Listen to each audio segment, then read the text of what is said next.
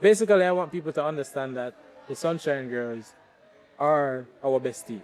Yeah, we are. It's genuinely the best Clock team. it.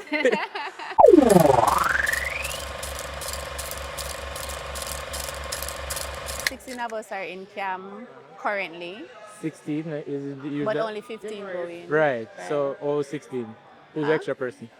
Well, the extra person is that Jada, she's an England born. She's just here to try us, but she haven't made the team, but she's just here in the mix with us. So what's that like? The camp? Yeah. Camp is always good. A little bit hard, to be honest, because you have to train in the mornings and then you have to train in the evenings as well. And then you have in between sessions, whether that's shooting for me and the shooters, or we're just doing a light gym session for the professional ones that have to keep and track with their teams back home, or we're just having bonding sessions or watching video sessions. But outside of that, camp is always good with the girls because they make it lively, especially Adina and Abby. 'Cause what I've noticed, I play team sports myself, football, so not netball, and I've been around different teams. But this is perhaps the most positive team I've ever been around.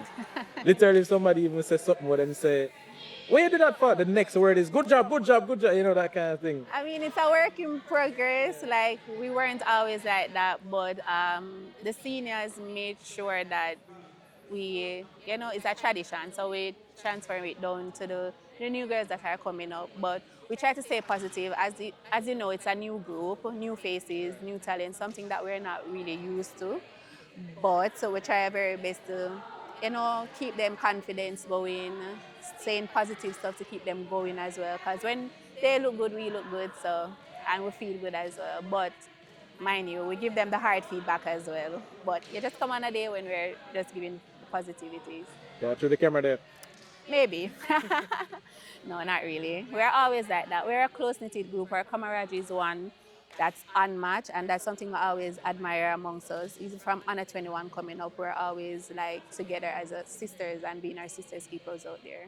And then you'd have one of the unique factors in netball, I think, over some of the other sports, is that the people that are typically coaching you guys or like leading the team played as well. Yes, Sasha Gay Henry. I played alongside her. So she was my partner in crime when we were playing. I was a youngster. She was the senior, but she took me under her wings and showed me the ropes and stuff. So, I really respect Sasha as a player and coach as well. She and I have a good relationship, but when it's training time, it's training time. So we separate the two. But yeah, happy that she's back. We actually beg her to come. So the fact that she's here, we're really happy for that and we respect her for coming in. Um, Going back a little bit, you mentioned the fact that it's a fresh group. Um, the missing players are some of the more senior players, some of the more experienced players Right. in the squad. Does that? Well, first of all, what was the thought process when you heard that some of them couldn't make it, and then like what do you do after getting some news like that? Well, to be honest, it wasn't a no-brainer because at some point we have to rebuild. Funnily, I wasn't supposed to be up for this series either, but while I spoke to the captain, Janiel, the original captain, I'm just sitting in for her. But she's like, Shan, we need a couple senior players to be on the team. We can't just send them out there like that. They need leadership. So I was like, okay, I will put my hand up and make sure I'm there. But Shamir just had a baby. Jody is ACL. So it's not saying that they're out. It's just that circumstances not allowing them to be here at the moment. So, but as I said, we have to rebuild at some point, and I'm just happy that they're getting the experience because at some point we have to hang up our shoes and netball is going to go on. So for them to have this experience and playing among some of the best netballers in the world, like Helen Osby, Fran Williams, the captain, my former teammate at the West Coast Fever, like I'm happy that they're getting that experience to see elite netball at the highest level. On that note, something I'll talk to Abby a bit more about is the youth setup, right? They did well in their tournament, but when they played against Australia, a country that is drenched in netball, you saw the mismatch. Yeah. right? So, like, how important is it to get players like her involved from as early as this and before? Very, very important. Because of Netball Jamaica and the lack of resources of the past 3 years, it's downtown on us because we don't have the sponsorship, we don't have the resources like most teams have. So I feel like they missed out on that transition from like a under 16 to a under 21. We only have a development program at the time.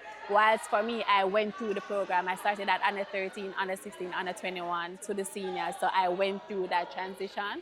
So I was more groomed in the basic skills, getting the experience at a younger age. So for them, I think it's really important because then they won't miss a gap here or they won't miss the skills that they need to know from a younger stage to build on to being in the senior team. So it's really important and I feel like we're lacking that at the moment. So I feel like Netball Jamaica need to get back to that so we can able to push more netballers at a younger age to the senior level. Because when I played netball overseas in Australia, and they have a lot of pathways program, and kids from the age of like 3 to are playing netball. So they're starting from very young age. So we would like to, replicate that here in Jamaica. I know it's hard because the funding and stuff, but yeah, I feel like we need to get the ball rolling in that area. My mom played netball, so I've been over there. Oh, Lila Coffin. I'll tell you something. I don't eat corn anymore. Corn on the cob? Oh yeah, cause that's that's all we eat when we come to stadium, like soup, Yep. corn. I know I never have It's the explained best it to you. combo. I know I didn't have it. Trust So when me. I say it to people, them say, why but corn so nice? I say, I grew up Yeah, eating grew up corn. eating corn. Yeah, so One corn, one soup. literally. That's it. But I would say though that the fact that we had a group come together, and as United, it's not the strongest developmental, in the country. It's not the strongest compared to our rivals at the top of the game, Right. right? But the fact that we had them come together in the way that they did and did what they did, Right. top five, it says that there's a lot of natural talent in the country. Yes, I believe so. I believe we're naturally talented. Like even netball fans around the world, like they constantly said the Sunshine Girls don't have the resources like a New Zealand or a England or a Australia, but yet still we can compete at the highest. Like we almost beat Australia the last time around in the World Cup. Hoping for a duo this time around, but yeah, I think we are very naturally talented, and it's just a love for the sports because really and truly we don't get paid. We do it because we love it and because we want to, show that the younger girls that hey, there's something out there for you to can do and it take you places because currently we have eight or nine players overseas playing, so you can get the opportunity to go overseas and play and even scholarship to go to school because I got a full scholarship at UTech to finish my degree in marketing. So there are opportunities there outside of just funds and stuff, but yeah, we're naturally talented and it amazes and surprises people the way how we play without the resources and the proper recovery because some of us go to work and still show up at training. So it's hard, but because we love it and because we want to do good and then just put the name of Jamaica on the map in netball. So yeah. Yeah, and we do have this tagline, play it with pride, play it with passion. Mara Bernard, she's the one who made that. And every time we go out on court, we always whisper that before we actually go on court. So yeah, passion and pride, right? Right, true. Passion and pride never fail us. You're not supposed to be part of that. Yeah, but I'm here talking to Come on, you. we can happy birthday and come back. Really? Yeah, go on, come on. Okay. Happy birthday to you.